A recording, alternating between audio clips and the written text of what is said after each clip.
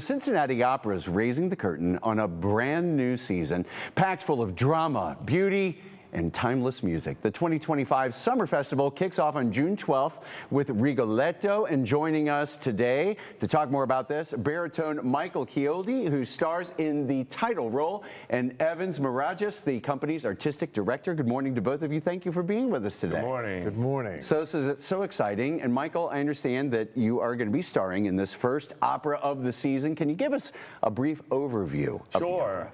Rigoletto's a great story. It's sort of a tragedy. Rigoletto's a hunchback, and he's the court jester, and he sort of makes fun of the cortigiani in the court all the time at the Duke's palace.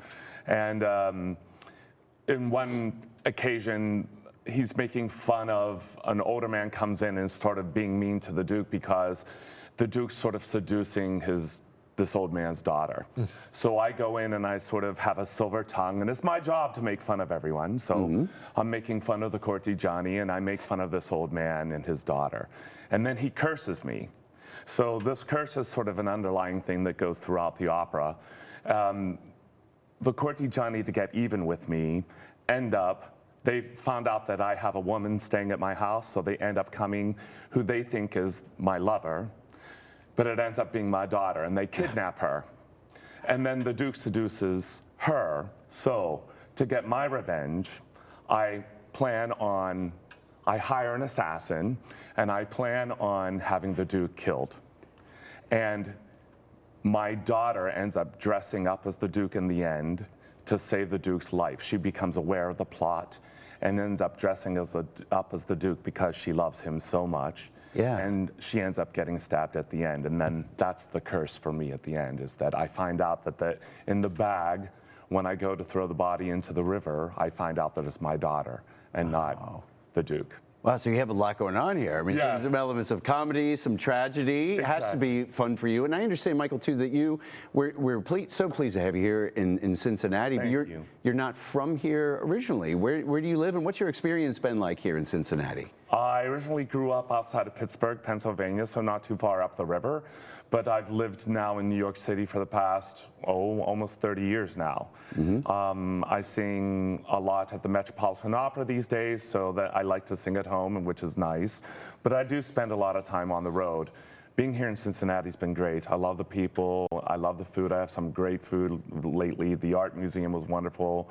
Evans has been great to host us at a couple of soirees at his place. It's been really wonderful. Well, and Evans, I have to ask too, so, how do you decide who is cast in a role like this for Rigoletto and other shows, and how did this meeting come about?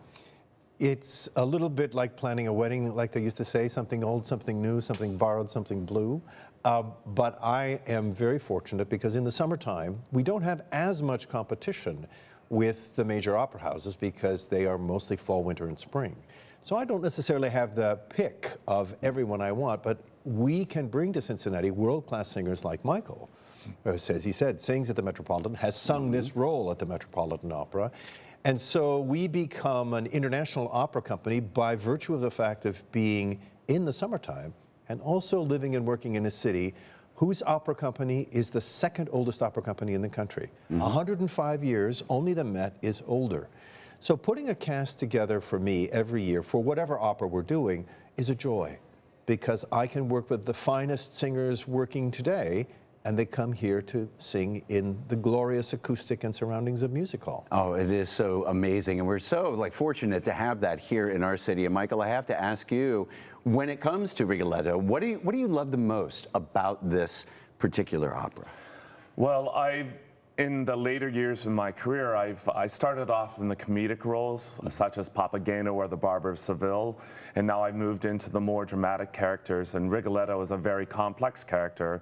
Like you were saying, there's a lot of comedy, and then it moves into tragedy.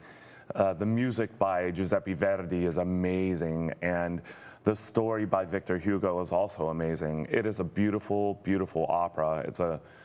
It's a great opera for everyone, actually. The music really, though, it's hauntingly gorgeous.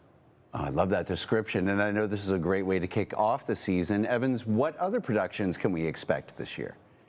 Just this week, we're beginning rehearsals for the second opera of the season, which is Puccini's Tosca, another great Italian opera in a glorious production built right here in Cincinnati. It debuted in those years that we were at the Aronoff, so it's never been seen at Music Hall. The thing about Tosca is that it is actually set in places that still exist. You can go visit all three settings of the opera in Rome. One is the Church of Sant'Andrea della Valle, the other is the Palazzo Farnese, and the third is the parapet of the Castel Sant'Angelo. And our incredible designer, Robert Perziola, and director, Jose Maria Condemi, designed this production to be breathtakingly sumptuous. So amidst all of the high-wire cat and mouse game of the second act, the duel to the death, as it were, between Tosca and the evil Scarpia, a role which Michael also sings, by the way, very, very well. Thank you. You'll be surrounded by incredible beauty in Music Hall. Last but not least, our first musical since the mid-1980s. And this will be the first time ever a great American opera company has created a new production of Fiddler on the Roof, the most beloved musical of all time. They say that since 1964, when it opened, Fiddler on the Roof has been playing every single day of the year, someplace in the world. And so Cincinnati finally gets to see, with all of the resources of the Cincinnati Symphony, our great opera chorus, members of the Cincinnati Ballet, and guest dancers, and some of the finest singing actors in the world today, bring Fiddler on the Roof to life on stage. Well, even mentioning that, I have the song, Michael was singing it before we went on air. Yeah, oh my gosh, so much fun. Well, so if someone is watching this, they've never been to Cincinnati Opera before, why is this the perfect time to go and the perfect show to see? Rigoletto, as Michael said, has something for everyone. First of all, speaking of famous tunes, you may not know anything about opera, but you probably have heard la la la la la la, probably in a spaghetti commercial sometime a long time ago, La Donna Mobile. It's one beautiful melody after another. You need know nothing about the art form because all of the words, which are in Italian, we're singing it in the original language, are projected above the proscenium arch in English. So you can follow along. The opulent costumes are of the period, 1500s in Mantua, and the set is this beautiful, foreboding atmosphere that will tingle your spine as well as tickle your ear. Oh my gosh, it sounds amazing. Where can people go to get more information about Cincinnati Opera and get some tickets for this show and the upcoming season? As easy as pie, www.cincinnatiopera.org. Our website has all of the access you'll need. We also have a real honest-to-goodness box office at the northern end of Music Hall, open Monday through Friday from noon until 5. But easiest to do it online. And get your tickets fast because there are only 2 performances of Rigoletto, and they will sell heavily. We hope sell out, of course. Oh, I'm sure they will. Well, Evans, Michael, thanks to both of you again for being here with us today. And we look forward to this season of the Cincinnati Opera. Thank you.